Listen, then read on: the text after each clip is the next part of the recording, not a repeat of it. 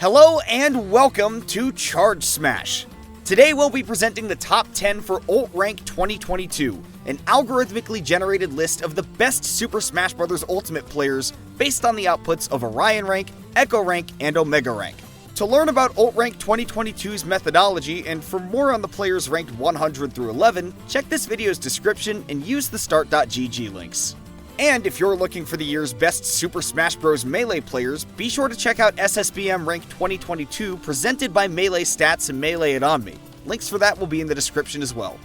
Now, without further ado, here is your UltRank 2022 Top 10. Get the grab instead. Oh, almost off the top with a down air. Managed to make it through. This is so scary. You have to get off the ledge. He does not. The up tilt's gonna do it. Wow. And ProtoBanham is your Summit 5 champion. Winner of Ultimate Summit 5 and Double Down, recognized as the best Min and Lucina player, the Japanese player Naoto ProtoBanham Tsuji is one of the best players that we don't often see outside of their local scene. A top Japanese player from the Kanto region, his first big appearance was at EVO 2019 when he made waves placing 5th with his Lucina. Since then, we've seen him again with his Min climbing the steps of the Japanese podiums before tackling the American tournaments to win some of the biggest ones, always with his Min and Lucina duo. Since then, he's continued to remain consistent by placing top 8 at most of his events, which easily puts him at 10th place for this season, with room to climb higher in the future. Charging it up, he has been a menace, just terrorizing Leo anytime he's off stage, but he says, you know what, let me give you a break, and tap that ass on stage to pop off to boot, and he is your Double Down 2022 champion.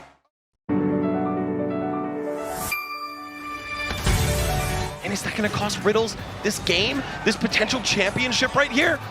Oh, no! Is that enough? No way it is! He held in the bad DI, and Riddles is your Big House 10 Super Smash Bros. Ultimate Champion! Despite the fears of Smash Twitter, there are few players at the top level of play who are able to find success with the crouch-dashing CEO of G-Corp himself. In fact, Riddles is the only Kazuya main in the top 100. This season, Riddles pivoted from co-maining Terry and Kazuya to trusting his execution and relying on Kazuya, a gamble which paid off, as Riddles has found himself a spot in the global top 10. Whether it be a win over MKLeo at Summit or dominating Europe at Ultimate Wanted 4, Riddles' season is punctuated with peaks. But we can't talk about Riddles' 2022 without going in-depth about the crown jewel of his season, his major win at the Big House 10. The historical context behind his path at Big House is critical. He had to go through Tweek, Onin, and Light twice. That's no easy feat for anyone, but especially for Riddles, as those latter two players have represented personal demons. He had never defeated Onin, and he had not defeated Light in 7 months. But what are a few demons to a wielder of the Devil Gene? Riddles' future looks bright, with a growing stream presence and a Team Liquid sponsorship to boot. Next year, there will be plenty of opportunities for Riddles to display his mastery with Kazuya as well as his trusty Terry if needed, and if this strong level of play continues, we shouldn't expect anything to be sugar-coated. You love to see it, the joy on Riddles' face right now, and his composure the entire time. There was never that he wasn't popping off because he knew the job was not done.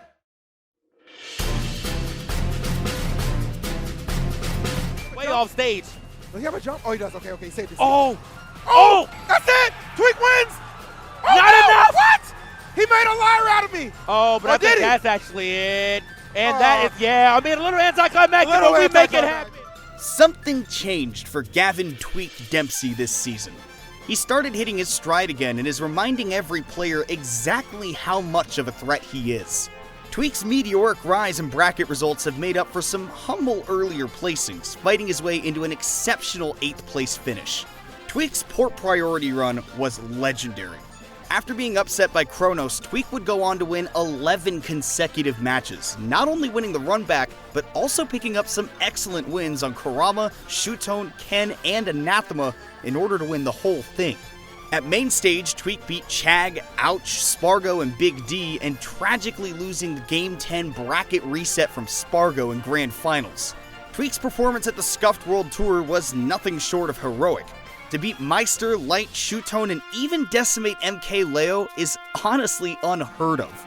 Tweek was, however, tragically double eliminated by Spargo once again, the one foe he has yet to permanently take down.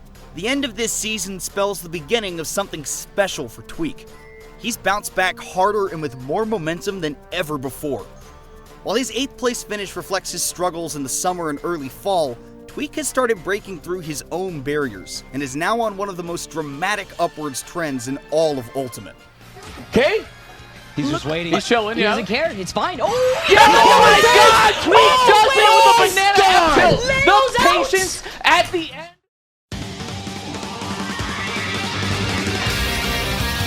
Now 41%. And here on to Shuton. Oh, nice parry. See what he can get off that.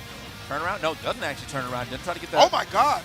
That's it. Yeah, he caught the jump. Consistently one of the top competitors Ultimate has to offer, Shuton Moria once again finds himself in the top 10 of a ranking. Despite attending a stunning 10 majors, Shuton managed to not drop a single set to players outside of this ranking's top 50. Wielding his trustworthy Olimar supported by Pyra and Mithra, one of Shuton's most impressive results this season was his victory at the Kanto Major Wave number 2, with wins over Ashimo and both Kameme and Ken twice. The tournament, featuring 3 sets between the Olimar and Sonic turned Aegis and Sephiroth duo, should come to no surprise to observant fans, as Shuton and Ken have managed to play nearly 40 sets in 5 different countries post-quarantine. Another season highlight was a 5th place at the Ludwig Smash Invitational, with notable wins of Mudace, Big D twice, Gluttony, and the ever-impressive Spargo. However, despite how significant all of the above might sound, the reason Shuton doesn't find himself higher on this list is a lack of wins on the top 10. Across all of these successful performances, he only picked up 3 top 10 wins, a rather low number compared to his peers. This is more so related to the season boundaries than anything else, however, as Shuton followed up the season deadline with a stunning performance at the Scuffed World Tour that culminated in wins on MKLeo and Acola. Look forward to more potential waves from Shuton in 2023. Again, but Shuton stepping up to the plate and completely turning it around and JB3. obliterating Nice. Acola Game 5.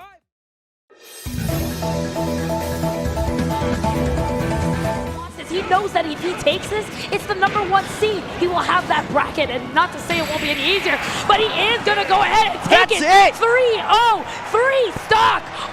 Onin was not ranked in the first half of 2022.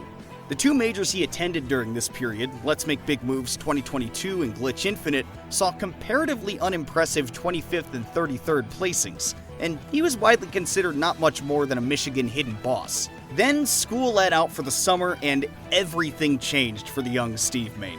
After winning Super Regionals, Combo Breaker, and Cost, Onan went to Canada for his first major of the summer at Get On My Level 2022, and the rest is history.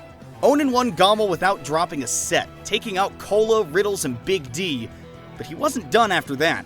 Onan then took his talent to Super Smash Con, where he'd take down Mudace, MKLeo, Riddles, Gluttony, and Meister. In particular, he beat Leo so badly that the world thought that Onan and his Steve were truly unkillable. If he beat MKLeo like that, would anyone be able to beat him? The answer, as it turns out, was yes, but it's not like Onan's summer was anything close to a fluke. Over the rest of the year, Onan's consistency has remained unparalleled. During this period, Onan would take more high-quality wins over Light, T, Anathema, Zomba, Mudace, Kameme, the list goes on forever. Onan's debut at 6th is tied for the highest debut on a global Smash Ultimate ranking with Fall 2019's Meister. And if the past several months have been any indication, Onan, his trusty plush Spore, and his masterful set play aren't going anywhere. We're excited to see how Onan carries his momentum into next year. That's it. Onan, the streak continues. Hey, we got some more. Every we tournament reloaded the attended, every tournament won since Steve has been this man's selection. Out of nowhere, straight out of Michigan.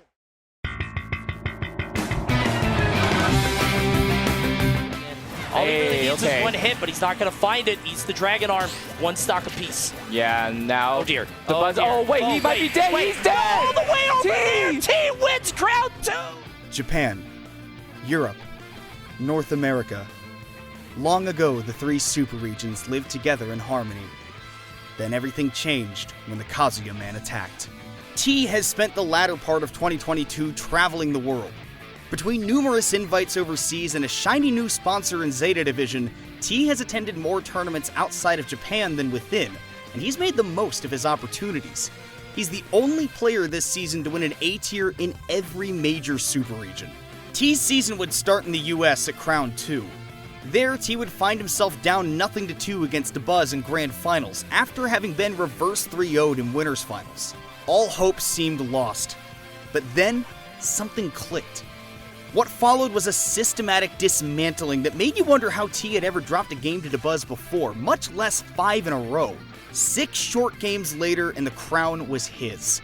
He'd do basically the same thing to Cosmos at Europe's Lodyssey 4 months later, after a surprise Corin counterpick reverse sweep in Winners Semis. T would come back through losers and obliterate Cosmos in Grands. 6-0, 4-2 stocks, no questions. 2 regions down, 1 to go. Paradoxically, the last super region to conquer was his own. WinnerNext #1 saw T come in from across the country. There, he'd face off in a 3-set finals marathon against former demon Shuton, switching between Pac-Man and Kazuya like a modernized version of Street Fighter Cross Tekken. When the dust had settled, T would stand victorious, and with that, complete his trophy trifecta. うまいよそれは。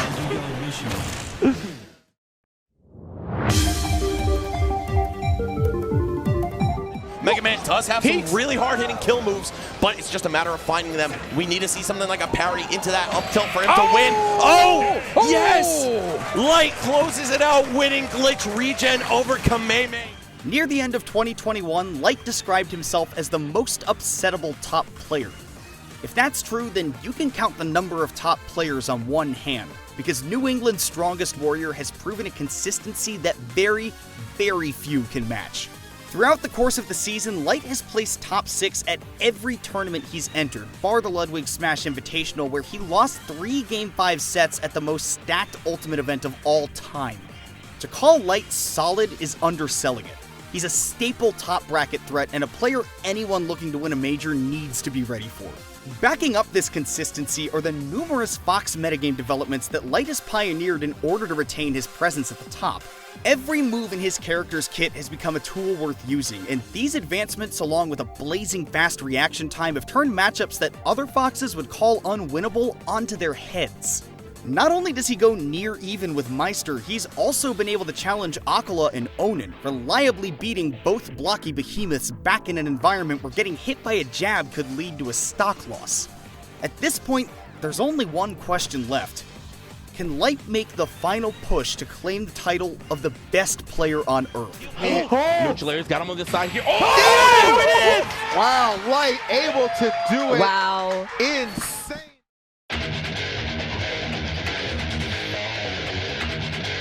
Tweek on essentially his last stand, right? Last stock of the tournament here for Tweek. Spargo's still rocking too. Oh my God, that is it! Jesus Christ, I am ending the game. Finishing touch, finishing tournament. That man Spargo is your main state 2022 champion. It's the middle of April.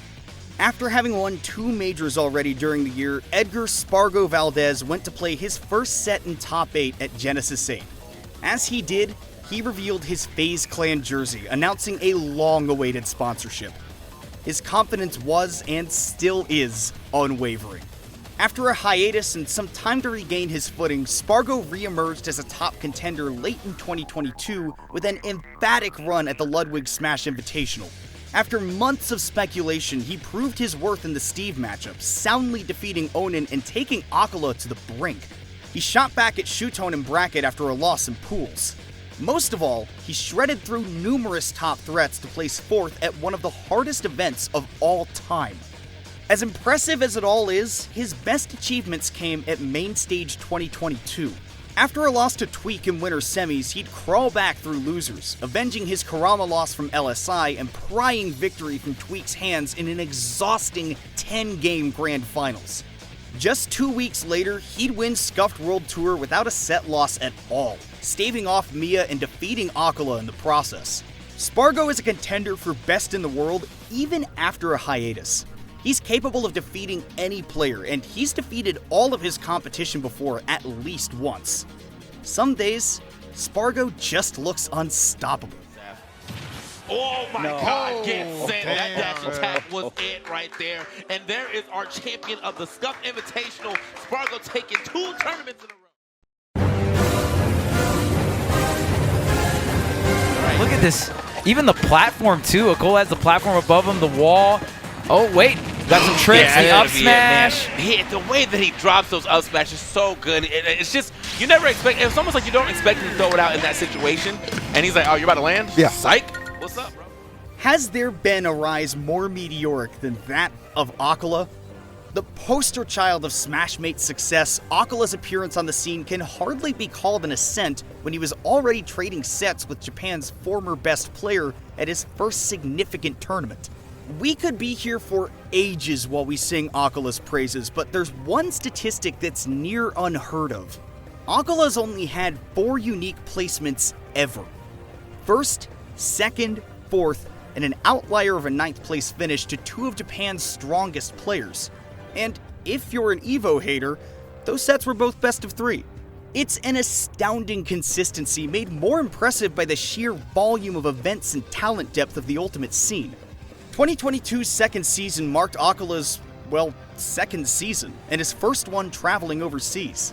He'd immediately silence any doubters as he cruised through the Invitational to become just the 2nd international player ever to win their first American major.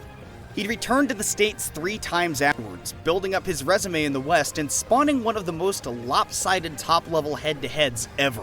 Meanwhile, he'd continue to dominate at home, becoming the first player ever to repeat a Maisuma top victory, and then doing it again just 2 months later. Along the way, he'd continue to innovate, not just with his unusually scrappy brand of Steve, but also utilizing Kazuya and Pyra and Mithra to take important sets. His storyline is the most encapsulating in the vibrant year of 2022, and his impact so strong that it's hard to believe he has less than a year of offline competition under his belt. Just 10 months, and he's at number 2. How much longer before he makes that last step? This is uncomfortable because he needs more iron, but he doesn't want to mine with Diddy in his face. Oh my goodness, the anti-air. Acola taking it over Tweek. What a forward smash. It was so hard to avoid. Man, what a set. 83 gonna land with the neutral air, gonna roll in. This is Leo's tournament here. Oh, man. It might end right here. One iron left, but the scoop. There it is. The king returns to the top of the mountain and claims the crown at the Ludwig Smash Invitational for Ultimate. Dread it. Run from it. Destiny arrives all the same. MKLeo wasn't the all-consuming dominating force that he has been in the past, and this is the first time since 2018 where you can make an argument for someone else as the best Smash player in the world and not get laughed out of the room. But it doesn't matter. MKLeo is still MKLeo, and when the chips are down, he's going to be the favorite to win any tournament. His crown jewel this season is obviously the Ludwig Smash Invitational, where he played 8 best-of-5 sets, all against players ranked in the top 60, and only dropped 1 game. He swept Acola twice along with Sonics, Ashimo, and Dabuz to put together one of the most dominant tournament performances of all time. He faltered some, he took hits here and there, and the players in the top 10 really made him bleed this season. But when the aliens come and challenge us to a set of Ultimate for the fate of the world, there's no doubt that the controller goes to MKLeo. Luma, this might just be the end of that, but the boss making it aggressively back into the stage, but it will not be enough. Leo closing things out as Smash Factor 9 has come to an end. The biggest tournament Latin America, Mexico has ever seen.